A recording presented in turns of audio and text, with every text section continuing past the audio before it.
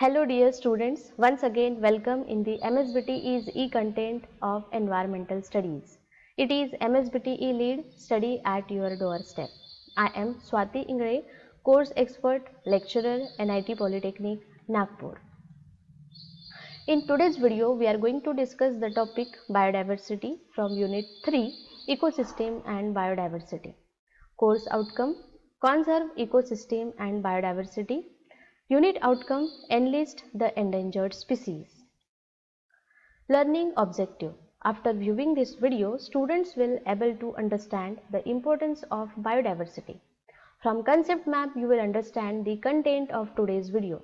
Today, we are going to cover threats to the biodiversity, hotspots of biodiversity, different endangered species, and conservation of biodiversity. So, let us begin with the threats to the biodiversity. Biodiversity is under serious threat as a result of human activities. From picture you can understand. Causes of biodiversity losses. There are four major causes called as the evil quartet of biodiversity losses. These are habitat loss and fragmentation, overexploitation, alien species invasion and co-extinction. It is a very serious matter. So let us understand one by one. First is the habitat loss and fragmentation. The tropical rainforest once covering 14% of the land surface of Earth, but now they cover only 6% of the land area.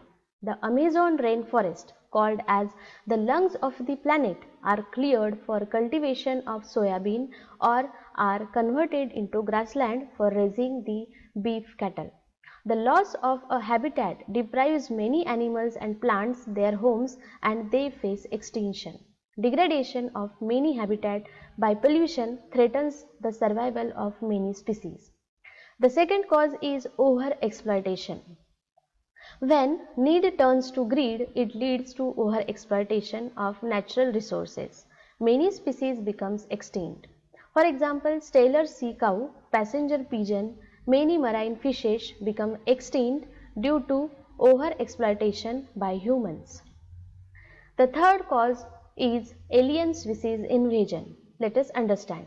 When alien species are introduced in an area, some of them becomes invasive and many causes extinction of indigenous species.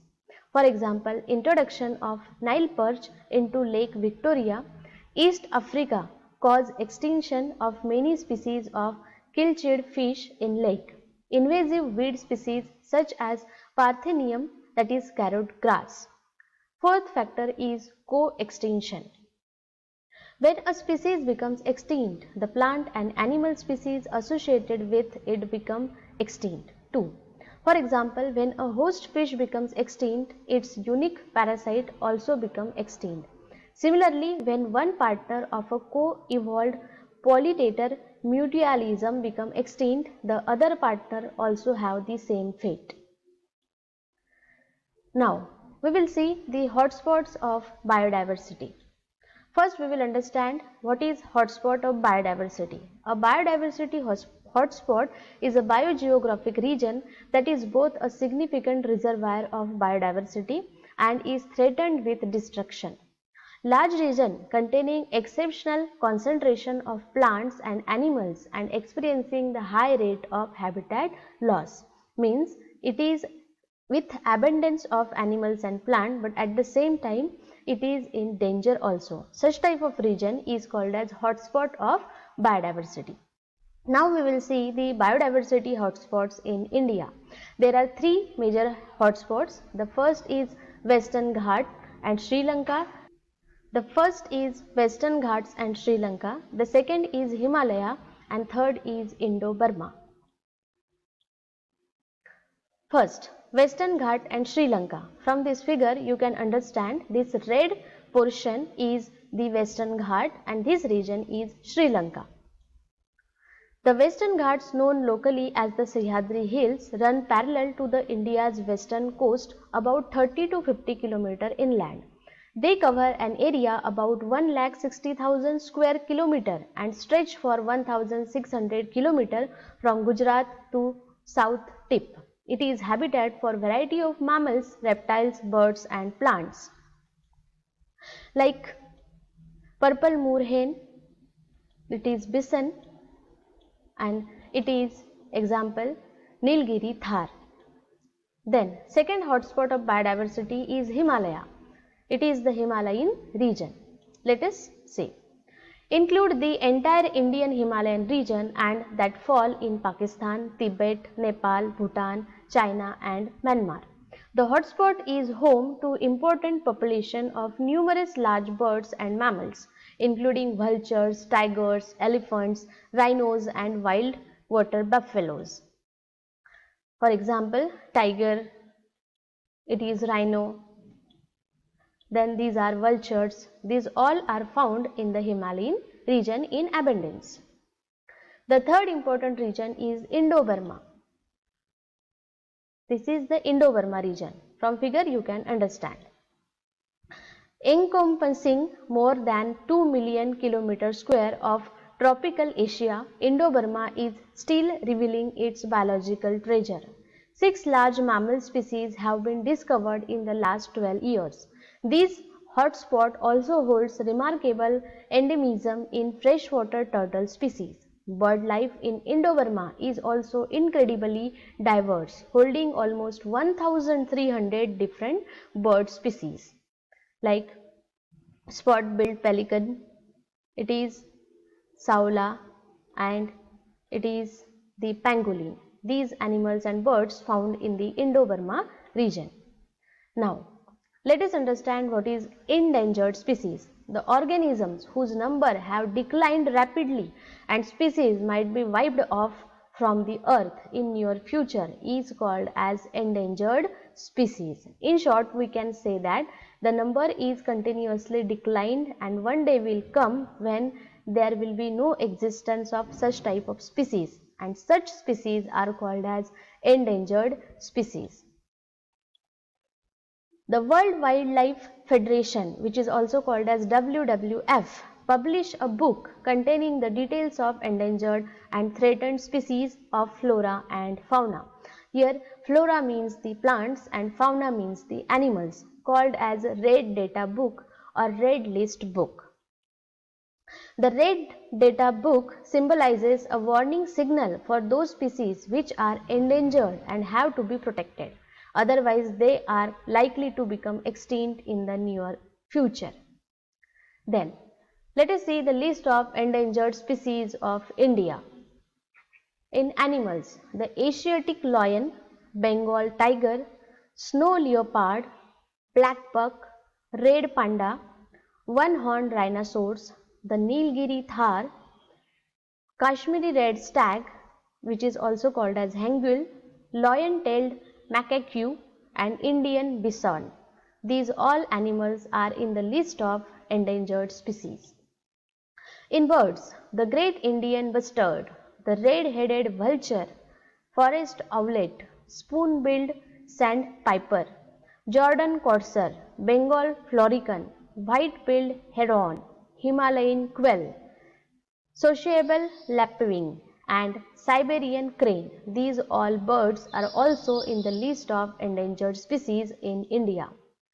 Then plants are also endangered, and these are Assam catkin yew, Ilex khasina, red sandalwood, ebony, muesli, Actinodaphne lawsoni, etc.